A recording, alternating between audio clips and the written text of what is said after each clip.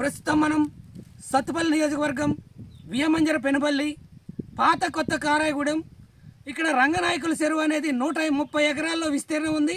ఈ 130 ఎకరాల విస్తీర్ణం ఉన్న చెరువు ఐబీ అధికారుల పర్యవేక్షణలో ఉంది.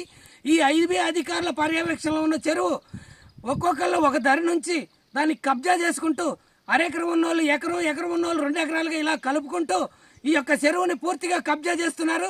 ఇలా తెలంగాణ ప్రభుత్వం ఏర్పడిన దగ్గర నుంచి ఈ 10 సంవత్సరాల్లో గత టీఆర్ఎస్ బీఆర్ఎస్ పాలనలో చేసిన ఘనకార్యాలు ఇవే.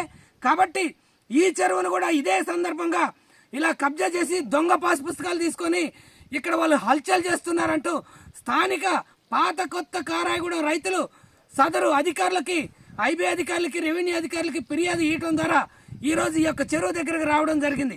ఇక్కడ మీరు చూస్తూ ఉన్నారు, ఈ కనపడేదంతా చెరువు చికాలన్నీ కూడా వీళ్ళు కబ్జా చేసి దాన్ని ఎక్కువ ఎత్తు